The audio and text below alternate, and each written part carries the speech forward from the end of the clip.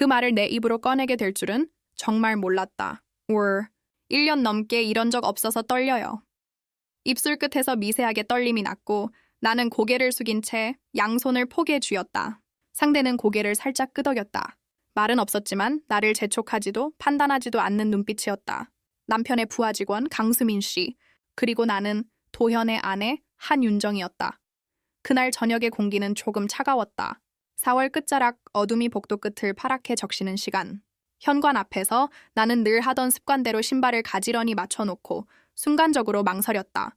이 말을 지금 해야 하나, 아니면 오늘도 참아야 하나. 오래 고민했던 문장이 혀끝에서 뱅글거리다가 마침내 나왔다. 그러자 모든 것이 조용해졌다. 파도 소리가 빠져나간 모래사장처럼 적막해졌다. 그 적막이 오히려 내 심장에 뛰는 소리를 더 크게 불려왔다. Rewind. 나는 54살. 장롱 속에 두툼한 겨울 이불을 넣어두듯 마음의 계절도 천천히 접어 넣는 나이가 되었다. 남편 도연은 회사에서 팀을 맡은 지 오래였다. 야근과 회식, 그리고 새벽까지 이어지는 보고서. 도연은 늘 바빴고, 바빠서 성실했고, 성실해서 무뚝뚝했다. 결혼 초엔 그런 무뚝뚝함이 믿음직스러웠다. 감정에 휘둘리지 않는 사람, 부스러지지 않는 사람. 그런데 어느 순간부터 그것은 부딪히면 소리가 나지 않는 벽처럼 느껴졌다. 손바닥을 대고 여보, 나 좀 봐줘 라고 속삭일 때마다 벽은 아무 대답을 하지 않았다. 그렇게 1년, 아니 그보다 더 길었던지도 모른다. 명절이 지나고 봄비가 몇 번 왔을 무렵 도현은 야윈 얼굴로 집에 들어왔다. 이번에 팀에 새로 들어온 사람이 있는데 성실하고 말수가 적어. 내가 좀 믿고 맡기려고 해. 나는 무심코 물었다. 요즘 젊은 사람? 도현은 고개를 저었다. 나보다 6살 어리니까. 49? 강수민. 결혼은 일찍 했는데 얼마 전에 어머니를 모시느라 고생 좀 했대. 그 말을 건조하게 전한 뒤 도현은 휴대폰을 내려놓고 곧장 베란다로 향했다. 회사 얘기여도 그의 표정은 늘 업무 보고서 같았다. 문장보다 항목이 많고 온기보다 결론이 빨랐다. 수민 씨를 처음 본 건 한 달쯤 뒤였다. 남편이 허리를 삐끗해 병원에 실려간 날, 나는 허둥지둥 소파 위 가디건을 걸치고 택시를 잡았다. 응급실의 낮은 소란 속에서 누군가 나에게 조용히 물컵을 건넸다. 한윤정 여사님 되시죠? 차갑지 않은 물이었다. 나는 반사적으로 고개를 끄덕였다. 전 팀장님 부하 직원 강수민입니다. 검사 결과가 나오기 전에 수액 먼저 맞으시고요. 허리 근육이 과하게 수축한 거라 시간이 좀 걸린대요. 단정한 말투였다. 불안해하는 사람 앞에서 들쑥날쑥하지 않는 목소리, 중간중간 공백을 살피는 눈빛. 그는 의사에게 들은 설명을 내 속도에 맞춰 다시 번역하듯 전했다. 그리고 대기의자에 앉아있는 동안 너덜너덜해진 마음이 조금 가지런해지는 느낌이 들었다. 아, 이런 사람이 팀에 있구나. 이상하게 그 생각이 먼저 들었다. 그날 이후 남편의 야근이 이어지는 동안 종종 그의 이름이 들렸다. 오늘 수민이가 출장 서류 정리해줘서 살았다. 수민이가 고객사 프레젠테이션 구조를 바꿔서 일이 빨리 풀렸어. 나는 식탁 반대편에서 고개를 끄덕이며 반찬을 옮겼다. 그럴 때면 도현은 늘 같은 표정으로 밥을 떠먹었다. 감사와 칭찬은 있었지만 감정의 색은 없었다. 그게 도현이었다. 봄이 조금 더 깊어졌을 때 우리 아파트 복도에 작은 사고가 났다. 위층에서 누수가 생겨 우리 집 현관 앞 천장 일부가 축축해졌다. 관리사무소에 연락해도 기술자가 오기까지 시간이 걸린다는 대답뿐이었다. 나는 무심코 사진을 찍어 도현에게 보냈다. 얼마나 기다려야 할까? 답장은 한참 뒤에 왔다. 지금 회의, 미안. 내일쯤 해결될 듯. 그 짧은 문장을 읽으면서 나는 천장에서 떨어지는 물방울 하나를 손등으로 받아냈다. 차갑고 가볍고 그러나 기분 나쁘게 정확한 물방울 던 현관 센서 등이 말썽을 부리기 시작한 건 그 다음 날이었다. 집에 들어설 때마다 불빛이 깜빡였다. 불이 꺼졌다 켜질 때마다 내 마음속 어디선가 오래된 스위치가 잘못 눌린 것처럼 심장이 미세하게 움찔거렸다. 그날 저녁 초인종이 울렸다. 문을 열자 관리사무소 직원인 줄 알았던 사람이 고개를 숙였다. 팀장님이 전해달라고 해서요. 현관 센서 등 3것 제가 달아드릴게요. 강수민이었다. 그는 공구함을 들고 있었다. 파란색 손잡이에 흰 테이프가 반쯤 감겨 있었고 손등에는 미세한 까짐이 있었다. 괜찮으세요? 시간 빼앗아서. 아닙니다. 제가 이런 거 조금 익숙해서요. 금방 끝날 거예요. 그는 사다리를 조심스레 펼치고 센서 모듈을 분리했다. 나사는 2개뿐이었지만 오래된 플라스틱이 딱딱하게 굳어 덜컥거렸다. 나는 무심코 그의 손을 보았다. 빠르지 않지만 틀리지 않는 손, 한 번 잡은 나사를 헛돌리지 않는 손. 교체를 마치고 스위치를 눌렀다. 불빛이 부드럽게 켜졌다. 깜박임 없이 편안한 밝기였다. 이제 괜찮을 겁니다. 그는 사다리를 접으며 말했다. 고맙습니다. 이런 거 부탁할 때가 마땅치 않아서요. 관리사무소에 연락되기까지 시간이 걸린다 해서 그냥 제가 오겠다고 했어요. 말씀 끝에 잠깐 웃는 얼굴이 보였다. 그 웃음은 크게 드러나지 않았지만 불빛 아래에서 묘하게 따뜻했다. 그날 밤 센서등은 한 번도 깜박이지 않았다. 현관에 들어서면 부드럽게 켜지는 그 조용한 환함이 낯설게 마음을 안심시켰다. 나는 그 조용함을 오래 바라보다가 거실로 향했다. TV를 켜지 않고 커튼 사이로 스며드는 도시 불빛만 보았다. 그러다가 불현듯 응급실에서 나에게 건네던 미지근한 물 한 컵이 떠올랐다. 사소한 배려는 왜 이렇게 오래 남는 걸까? 그날 이후 내 하루의 온도는 반도 못되게 내려가 있던 어느 지점을 지나 아주 조금 올라갔다. 주말이 다가오던 금요일, 도현에게서 연락이 왔다. 오늘 회식인데 집에 늦을 거야. 그냥 먼저 자. 나는 알겠어라고 답을 보냈다. 그러고 나서 냉장고 문을 열었다가 문득 멈췄다. 비어있는 칸들 사이로 옅은 바람만 돌아다니는 것 같았다. 무얼 먹을까? 배가 크게 고프진 않았지만 따뜻한 국물을 떠먹고 싶은 마음이 들었다. 그러다 생각이 바뀌었다. 시장에 나가 국 한 봉지라도 사올까? 현관에 운동화를 신으며 나는 거울 속 내 얼굴을 잠깐 보았다. 화장기 없는 그러나 낯설지 않은 얼굴. 겨울이 지나간 뒤에 흙 같은 얼굴 던 엘리베이터 앞에 서 있는데 누군가 서둘러 오는 발소리가 들렸다. 아, 윤정 여사님, 강수민이었다. 손에 얇은 종이 봉투를 들고 있었다. 팀장님 이거 전달해달라고 하셔서요. 오늘 발표 자료 프린트본. 아, 네. 고맙습니다. 엘리베이터 안에서 우리는 잠깐의 침묵을 나눴다. 1층 버튼 위에 동그란 불빛이 깜박였다. 시장 가시나요? 그가 조심스레 물었다. 네. 국물 같은 거 좀 사오려고요. 그럼 같이 걸을까요? 저도 근처까지 가려고 했거든요. 제안은 무심했다. 강요도 부담도 없다. 하지만 이상하게 그 무심함이 좋았다. 나는 고개를 끄덕였다. 저녁의 시장은 덜 시끌벅적했다. 봄나물이 가지런히 누워있고 생선 가게 앞엔 얼음이 희미하게 김을 올렸다. 우리는 나란히 걸었다. 나는 미역국을 한 봉지 샀고 그는 두부와 대파를 챙겼다.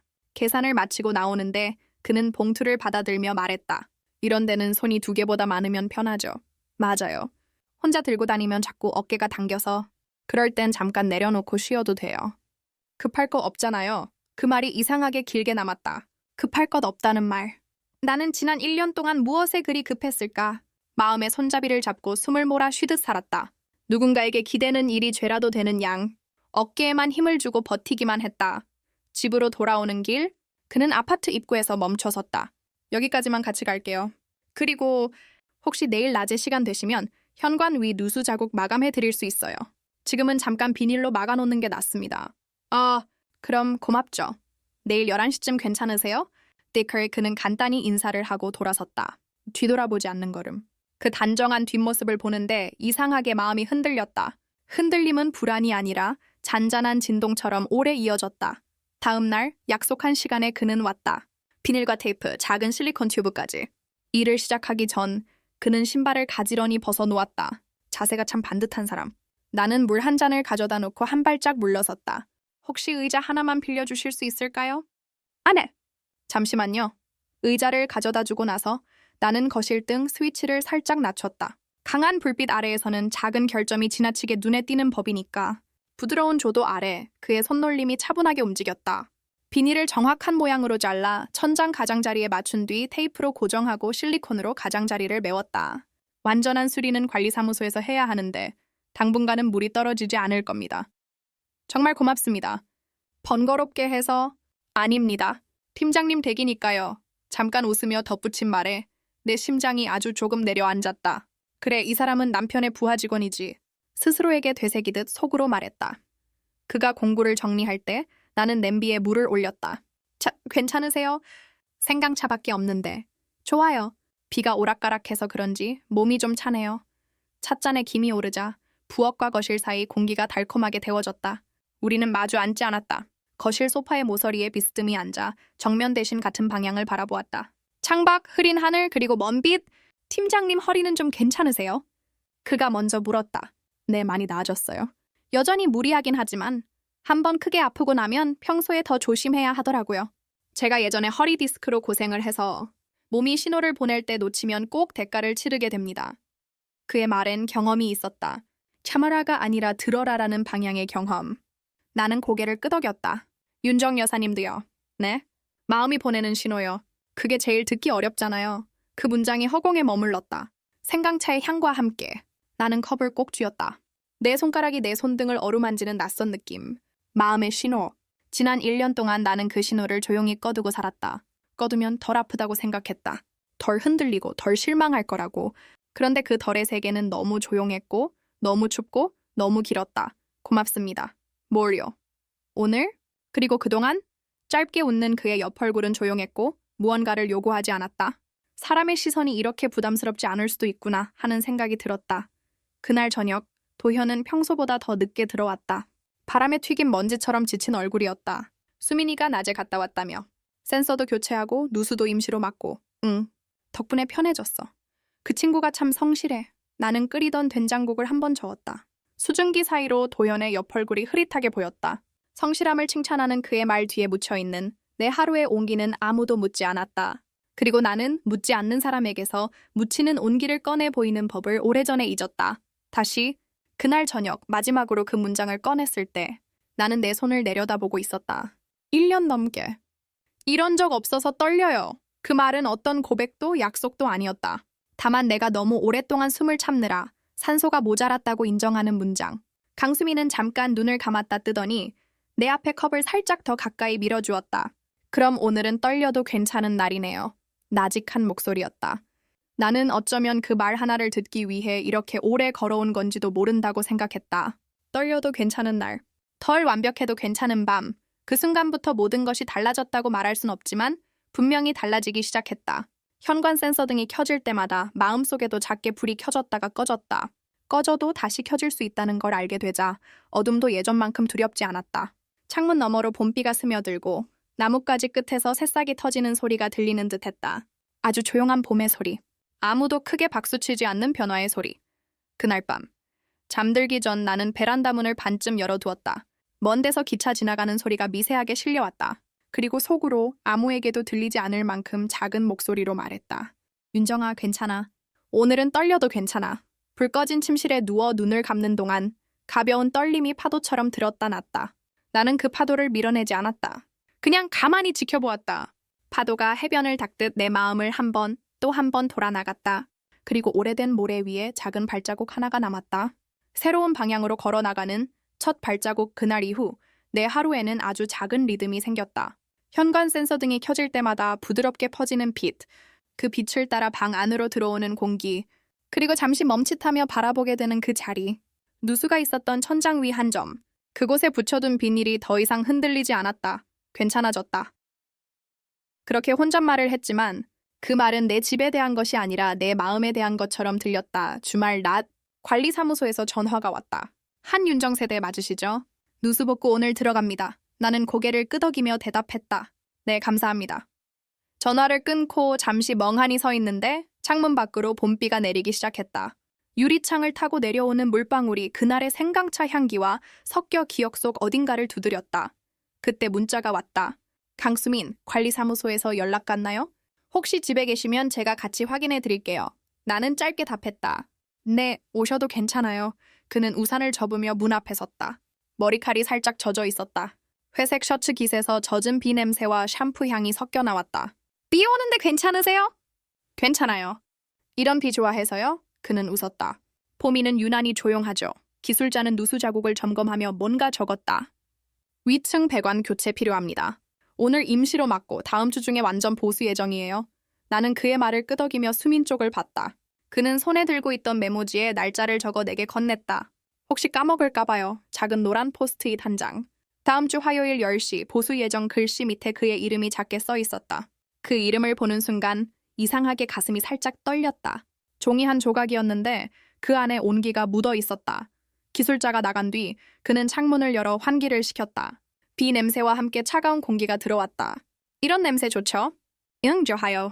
집안이 조용할 때 이런 냄새가 들어오면 살아있는 기분이 들어요. 그가 조심스럽게 말했다. 사람도 그런 것 같아요. 조용할 때 조금이라도 누군가가 들어와야 살아있다는 생각. 나는 답하지 못했다. 대신 눈을 감았다. 그의 말이 바람처럼 스며들었다. 그 순간 휴대폰이 울렸다. 도현이었다. 윤정아, 오늘 회의 끝나면 잠깐 들러서 도면 좀 찾아갈게. 응, 알겠어. 수민이랑 함께 갈 거야. 회사 근처라 그 한 문장이 공기를 멈추게 했다. 나는 잠시 수민을 봤다. 그는 살짝 놀란 듯 미소를 지었다. 팀장님이 직접 오신대요? 응, 잠깐 들러서 자료 찾아간다고. 그럼 제가 그때쯤 나갈게요. 그는 조심스럽게 말하며 의자에 걸쳐둔 재킷을 들었다. 차 한잔 하고 가세요. 아니에요. 오늘은 괜찮아요. 그는 말을 아끼며 살짝 고개를 숙였다. 다음에 뵙겠습니다. 그가 현관문을 닫는 소리가 유난히 길게 남았다. 조용해진 방 안에서 나는 포스트잇을 손끝으로 만졌다. 다음 주 화요일 10시 글자가 희미하게 번져 보였다. 마음 어딘가에서 작은 균열이 나는 소리가 들렸다. 그날 밤 도연은 서류를 찾으며 바빴다. 수민이 이거 정리해 놓은 거 봐. 정말 철저하네. 그는 웃었지만 그 웃음은 피곤했다. 나는 식탁 끝에 앉아 그들의 대화를 지켜봤다. 요즘 팀에선 수민이 없으면 일이 안 돌아가요. 도연의 목소리에는 존중과 의존이 섞여 있었다. 나는 조용히 물었다. 그 사람 일 밖에서도 그렇게 성실해요? 응? 책임감 강하고 눈치 빠른 편이지. 괜찮은 사람이야. 나는 그저 미소 지었다. 괜찮은 사람? 그 말이 생각보다 오래 남았다. 밤이 깊어가자 도연은 피곤한 얼굴로 소파에 기댔다. 윤정아, 우리 요즘 괜찮지? 불쑥 던져진 말이었다. 나는 잠시 멈칫했다. 괜찮지. 그래, 이제 일 좀 정리되면 시간 낼게. 여행도 가자. 그의 말은 성실했다. 하지만 그 성실함 속에는 지금 이 순간에 나 없었다. 나는 고개를 끄덕였다. 그래요. 그의 눈이 천천히 감겼다. 곧 규칙적인 숨소리가 들렸다. 나는 커튼 사이로 밖을 내다봤다. 아직 비가 조금 남아있었다. 가로등 불빛에 젖은 도로가 반짝였다. 그리고 그 빛 사이로 누군가의 우산이 천천히 지나갔다. 회색 우산, 낯익은 색이었다. 그날 이후로 며칠 나는 아무 연락도 하지 않았다. 포스트잇은 냉장고 옆에 붙어 있었다. 아침마다 커피를 내릴 때 그 종이를 보게 되었다. 글씨 하나하나가 습관처럼 눈에 들어왔다. 화요일 아침, 예정대로 기술자가 왔다. 그리고 그와 함께 강수민도 왔다. 혹시 불편하실까 봐요. 점검 확인만 도와드리려고요. 그는 말없이 천장을 올려다봤다. 조명이 비치자 비닐 밑에 흔적이 희미하게 남아있었다. 이제 괜찮을 겁니다. 기술자가 나간 뒤 수민은 잠시 그 자리를 바라보다가 조용히 말했다. 사람 상처도 이렇게 되면 좋을 텐데요. 흔적은 남지만 더 이상 새지 않게. 나는 그 말을 들으며 웃었지만 가슴이 먹먹했다. 그는 잠시 주저하다 물었다. 윤정 여사님, 혹시 요즘 괜찮으세요? 나는 대답하지 못했다. 괜찮다고 말하면 거짓말이겠죠. 그래도 괜찮아요. 거짓말해야 견딜 때도 있으니까요. 그는 창문 가로 걸어갔다. 밖에는 햇살이 조금 비쳤다. 오늘은 따뜻하네요. 그가 그렇게 말했을 때 나는 비로소 그 말이 진심으로 따뜻하게 들렸다. 그날 이후 며칠 동안 윤정의 마음은 묘하게 고요했다. 누군가와 이야기를 나눈 것도 아닌데 방 안의 공기나 아침 햇살이 조금 다르게 느껴졌다. 커피 향도 진하게 퍼졌고 창밖의 새소리도 귀에 더 잘 들어왔다. 사람의 말 한마디가 이렇게 공기를 바꿀 수도 있구나. 그녀는 문득 그런 생각을 했다. 거실 시계 초침이 천천히 돌아가는 동안 윤정은 천장에 남은 자국을 올려다봤다. 이젠 새지 않는 그 자리, 하지만 여전히 흔적은 남아있었다. 흔적이 사라지지 않아도 괜찮구나. 그녀는 그 생각에 천천히 미소 지었다. 며칠 뒤 남편 도연이 오랜만에 일찍 퇴근했다. 식탁 위에는 따뜻한 된장국과 봄나물이 올려져 있었다. 요즘 집 분위기 좋네. 도연이 말했다. 그래? 그냥 정리 좀 했어. 아니, 그게 아니라 너 얼굴이 좀 편해 보여. 그 말에 윤정은 잠시 놀랐다. 도연이 이런 말을 한 게 얼마나 오랜만이던가. 그런가 봐. 그녀는 웃었다. 일이 힘들면 얼굴이 굳어 있었는데 요즘은 조금 다르네. 도연은 국을 한 숟갈 떠먹으며 말했다. 나도 이제 조금 여유를 가져야겠다. 너무 일에만 매달렸던 것 같아. 그 말에 윤정은 조용히 고개를 끄덕였다. 그날 밤 윤정은 오랜만에 베란다에 서 있었다. 도시의 불빛이 바닥에 부서지고 바람이 머리카락을 스쳤다. 그녀는 휴대폰을 꺼내 포스트잇의 사진을 다시 보았다. 다음 주 화요일 10시 보수 예정 강수민 그 글자들은 더 이상 떨림이 아니었다. 그냥 따뜻한 인사처럼 느껴졌다. 고마운 사람. 그 한마디로 마음속이 정리되는 듯 했다. 며칠 후 우연히 관리사무소 앞에서 강수민을 만났다. 그는 보고서를 들고 있었고 윤정을 보자 가볍게 인사했다. 이제 완전히 마무리됐어요. 불편한 데 없으시죠? 네, 덕분에요. 팀장님도 건강 좋아지셨다 들었어요. 응, 많이 나아졌어. 요즘은 예전보다 말도 많아졌어. 그들은 잠시 웃었다. 수민이 말했다. 요즘은 저도 일보다 사람 보는 게 더 중요하단 생각이 들어요. 일은 결국 사람이 하는 거니까요. 그 말에 윤정은 잠시 생각했다. 맞아요. 근데 우리는 자꾸 반대로 살죠. 사람보다 일을 먼저 보고 마음보다 이유를 찾고 그래서 다들 외로워지는 걸지도 모르죠. 그들의 대화는 길지 않았지만 이상하게도 윤정은 오랜만에 편안함을 느꼈다. 그날 저녁 집으로 돌아와 식탁에 앉은 윤정은 불이 켜진 부엌을 바라보았다. 센서 등은 여전히 부드럽게 켜졌다가 꺼졌다. 그 불빛이 인사처럼 느껴졌다. 그녀는 종이에 짧게 한 줄을 적었다. 오늘 하루 고마웠어요. 그리고 그 쪽지를 냉장고 옆 포스트잇 밑에 붙였다. 남편이건 그 누구이건 그 마음이 닿는 곳이라면 충분했다. 며칠이 지나자 윤정의 집은 조금씩 따뜻해졌다. 별다른 일이 생긴 것도 아닌데 창문 사이로 들어오는 햇살이 이상하게 부드러웠다. 커튼을 걷으면 먼지가 춤추듯 돌고 식탁에 놓인 컵에서도 김이 올랐다. 이게 살아있다는 느낌인가 보다. 윤정은 속으로 생각했다. 그녀는 낡은 앨범을 꺼내어 한 장씩 넘겼다. 결혼식 사진, 아이의 첫돌 사진, 남편의 젊은 모습. 그때마다 남편의 표정은 늘 성실하고 조용했다. 하지만 그 사진 속 미소에는 지금의 무표정과 다른 빛이 있었다. 우리도 그때는 서로를 보며 웃었지. 그날 저녁 남편 도현이 귀가하며 물었다. 요즘은 혼자 뭘 그렇게 생각해? 윤정은 웃었다. 그냥 예전 사진 보다가 좋은 시절이었지. 응, 좋았어. 그리고 지금도 괜찮아. 그 대답은 자신에게 하는 말이기도 했다. 며칠 뒤 우연히 마트에서 강수민을 만났다. 그는 서류 봉투를 들고 있었고 윤정을 보자 먼저 인사했다. 요즘 집 괜찮으시죠? 덕분에요. 비도 새지 않고 등도 잘 켜져요. 그는 웃으며 말했다. 이제 봄이 가고 있어요. 새빛이 들어올 거예요. 그 말은 단순했지만 이상하게 오래 남았다. 윤정은 집으로 돌아와 창문을 열었다. 햇살이 커튼 사이를 뚫고 들어왔다. 그녀는 손끝으로 그 빛을 살짝 잡았다. 따뜻했다. 밤이 되어 도연이 늦게 들어왔다. 윤정은 식탁에 앉아 그를 기다렸다. 여보, 우리 이번 주말엔 같이 산책할까? 도현은 조금 놀란 듯 하다가 미소 지었다. 그래. 좋지. 그날 밤 윤정은 창가에 앉아 작은 메모를 썼다. 사람의 온기는 멀리서 오는 게 아니라 마음이 열릴 때 들어온다. 그리고 그 종이를 포스트잇 아래에 살짝 붙였다. 바깥에서는 늦은 봄비가 내리고 있었다. 하지만 그녀의 마음속 불빛은 꺼지지 않았다. 주말 아침 윤정은 일찍 눈을 떴다. 커튼 사이로 부드러운 햇살이 스며들고 거실에는 따뜻한 공기가 가득했다. 어젯밤 적어둔 메모가 식탁 위에서 조용히 빛나고 있었다. 사람의 온기는 멀리서 오는 게 아니라 마음이 열릴 때 들어온다. 윤정은 천천히 커피를 내렸다. 커피 향이 퍼질 때마다 마음이 조금 더 차분해졌다. 잠시 후 도현이 잠에서 깨어났다. 오랜만에 이런 여유 있네. 그가 머리를 긁적이며 웃었다. 그랬으면 좋겠어요. 오늘은 그냥 걷기만 하자. 윤정이 말했다. 도현은 잠시 그녀를 바라보다가 고개를 끄덕였다. 여하. 우리 둘이만 밖으로 나서자 공기가 신선했다. 나무 사이로 햇살이 떨어지고 새소리가 들려왔다. 윤정은 도현의 옆을 조용히 걸었다. 예전에는 말이 없을 때 어색했지만 지금은 그 침묵마저도 편안했다. 도현이 갑자기 입을 열었다. 요즘 생각이 많았어. 어떤? 내가 너무 바쁘게만 살았던 것 같아서 너한테 미안하다는 말도 잘 못했지. 윤정은 그 말을 들으며 천천히 걸음을 멈췄다. 괜찮아요. 나도 말 안 했으니까. 우린 그냥 서로 조용히 지내는 법만 배웠던 것 같아요. 그녀의 말에 도현은 잠시 고개를 숙였다. 공원 벤치에 앉아 바람을 맞으며 그들은 오래된 친구처럼 대화를 이어갔다. 과거의 상처를 들춰내지 않고 그냥 지금의 서로를 바라보며 이런 시간 진작에 가졌어야 했는데. 지금이라도 늦지 않았어요. 윤정의 대답은 조용했지만 단단했다. 집으로 돌아오는 길, 도현은 편의점에 들러 작은 꽃다발을 샀다. 이거 갑자기 주면 좀 이상하지? 이상하긴요.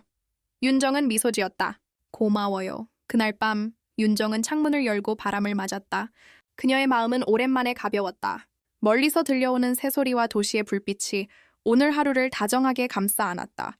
그녀는 속으로 조용히 말했다.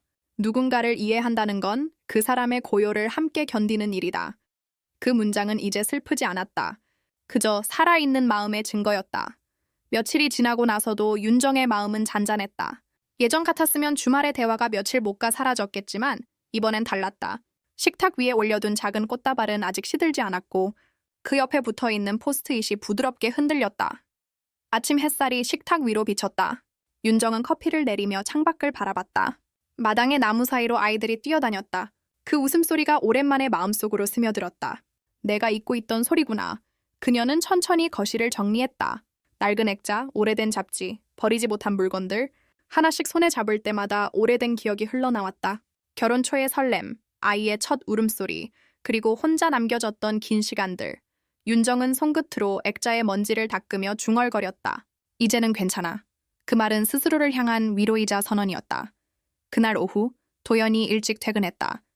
오늘은 같이 밥 먹자. 좋아요. 뭐 먹을까요? 그냥 된장찌개 어때? 단순한 메뉴였지만 그 말 속에 오래된 따뜻함이 있었다. 요리를 하면서 윤정은 문득 웃음이 났다. 도연이 부엌 한켠에서 양파를 썰다 눈물을 훔쳤다. 이거 양파 때문이야. 알아요. 두 사람은 함께 웃었다. 그 웃음은 아주 오래전 서로를 바라보며 웃던 그 시절의 웃음과 닮아 있었다. 식탁 위에서 국을 나누며 도연이 말했다. 요즘 네가 달라 보여. 무슨 좋은 일이라도 있어. 그냥 나 자신을 조금 더 돌보기로 했어요. 좋은 생각이네. 도연은 고개를 끄덕였다. 우리 둘 다 이제부터 그렇게 하자. 서로 돌보면서 자신도 돌보는 걸로. 그날 밤 윤정은 다시 포스트잇을 꺼냈다.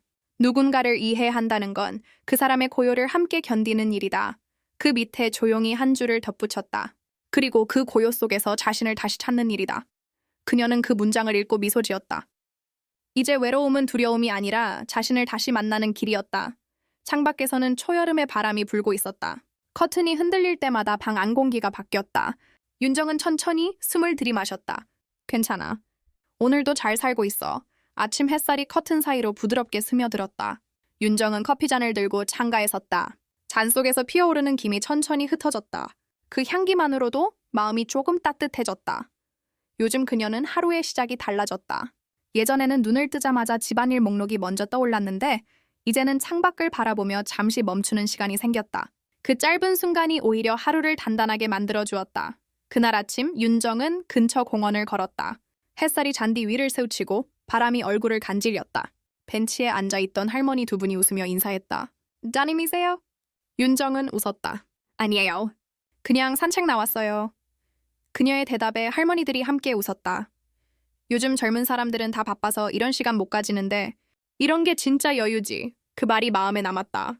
윤정은 잠시 고개를 끄덕였다. 그래, 여유란 건 시간을 만드는 게 아니라 마음을 비우는 거구나. 집에 돌아와 냉장고를 열자 며칠 전 꽃다발이 아직 생생했다. 그녀는 그 꽃을 작은 병에 옮겨 담았다. 그리고 식탁 한가운데 놓았다. 그 단순한 움직임이 하루를 환하게 만들었다. 그날 오후 윤정은 동네 도서관에 들렀다. 오랜만에 책 냄새를 맡으니 마음이 편안했다. 책을 고르다가 우연히 표지가 눈에 띄었다. 늦은 나이에 다시 배우는 용기, 그 문장이 마음속에 그대로 들어왔다. 그녀는 책을 들고 창가 자리로 향했다. 책장을 넘기며 문장 하나가 눈에 들어왔다. 변화는 갑자기 오지 않는다. 단지 어느 날 문득 느껴질 뿐이다. 그녀는 미소 지었다. 지금의 자신이 바로 그 문장 속에 있었다. 도서관을 나서며 강수민을 마주쳤다. 그는 서류 가방을 들고 있었다. 윤정 여사님? 여기서 뵙네요. 그러게요. 일 때문에 오셨어요? 네, 근처 업체 회의 있어서요. 둘은 짧게 인사를 나누고 웃었다. 그 미소는 과거의 떨림이 아닌 서로의 안부를 진심으로 전하는 따뜻함이었다. 집으로 돌아오는 길, 윤정은 마음이 편안했다. 이제 그녀의 세상은 작지만 단단했다. 누군가의 도움을 기다리지 않아도 그녀는 스스로를 돌볼 수 있게 되었다. 그날 밤, 윤정은 일기장에 짧게 썼다. 오늘은 평범했지만 그게 참 고마운 하루였다. 펜 끝이 멈출 때 창문 너머로 별빛이 살짝 들어왔다. 그 빛은 조용히 그녀의 얼굴을 비췄다. 다음 날 아침, 윤정은 조금 이른 시간에 집을 나섰다. 공기에는 아직 밤의 냄새가 남아있었고 새소리가 골목 사이를 가볍게 흘러갔다. 도서관 앞 카페에서 커피를 주문하고 자리에 앉자. 익숙한 향기와 함께 잔잔한 음악이 들려왔다. 그녀는 그 조용한 분위기가 마음에 들었다. 이런 아침이 계속된다면 참 좋겠다. 커피를 마시며 책을 펼쳤을 때 한 여성이 다가와 말했다. 혹시 어제 도서관에서 그 책 읽으시던 분 아니세요? 늦은 나이에 다시 배우는 용기. 윤정은 놀라며 웃었다. 네, 맞아요. 기억하시네요. 저도 그 책 빌리려다가 없어서요. 어떤가요? 좋아요. 천천히 읽으면 마음이 편해져요. 그들은 자연스럽게 이야기를 나누기 시작했다. 여성의 이름은 민정이었다. 남편이 은퇴하고 아이들이 모두 독립한 뒤 혼자 있는 시간이 많아졌다고 했다. 갑자기 조용해지니까 처음엔 답답했어요. 근데 요즘은 이런 대화가 참 좋아요. 윤정은 고개를 끄덕였다. 저도 그래요. 누군가와 이야기하는 게 얼마나 따뜻한지 이제야 알겠어요. 그날 이후 윤정과 민정은 일주일에 한두 번 카페에서 만나 이야기를 나눴다. 책 얘기, 음식 얘기, 날씨 얘기. 사소한 대화였지만 그 사소함이 오히려 소중했다. 하루는 민정이 물었다. 윤정 씨, 혹시 그림 그려본 적 있어요? 어릴 때 조금. 근데 오래됐어요. 동네 문화센터에 수채화 강좌가 있는데 같이 들어보실래요? 윤정은 잠시 망설였다가 웃었다. 좋아요. 나쁘지 않네요. 그날 밤 윤정은 잠을 이루지 못했다. 새로운 일을 시작한다는 설렘이 오랜만에 가슴속을 간지렸다. 며칠 후 그녀는 작은 스케치북과 색연필을 샀다. 손에 쥐자마자 이상하게 손끝이 따뜻해졌다. 첫 수업날 교실 문을 열자 테이블 위에 하얀 종이와 물감이 놓여 있었다. 강사는 말했다. 그림은 잘 그리는 게 아니라 자신의 마음을 색으로 표현하는 거예요. 윤정은 붓끝에 물을 묻히며 웃었다. 그녀의 마음속에서 작은 색이 피어났다. 하늘빛, 연두빛, 분홍빛. 그 색들은 오랫동안 잊고 있던 감정 같았다. 수업이 끝난 후 민정이 말했다. 윤정 씨, 오늘 얼굴이 밝아 보여요. 그래요? 아마 색 때문인 것 같아요. 색이 사람을 바꾸죠. 그날 저녁, 윤정은 자신의 첫 그림을 거실 벽에 붙였다. 조금 서툴렀지만 그 안에는 따뜻한 빛이 있었다. 그녀는 그 그림을 바라보며 미소 지었다. 그래, 나도 여전히 새로워질 수 있구나. 창문 너머로 노을이 번지고 있었다. 붉은 빛이 천천히 사라지는 그 시간, 윤정은 마음속으로 조용히 말했다. 오늘도 잘 살았어. 며칠이 흘렀다. 윤정은 매주 월요일과 목요일 문화센터의 수채화 강좌에 나갔다. 하얀 종이에 색이 번질 때마다 마음도 함께 풀어졌다. 그녀는 매번 다른 풍경을 그렸다. 창가의 화분, 비 오는 거리, 그리고 카페에서 마신 커피잔. 그림이 완벽하진 않았지만 그 속엔 매일의 감정이 고스란히 담겨 있었다. 붓끝이 종이를 스칠 때마다 그녀의 마음속 먼지도 함께 씻겨 내려가는 것 같았다. 하루는 강사가 말했다. 윤정님, 이 그림은 참 따뜻하네요. 빛을 그리는 게 익숙하신가요?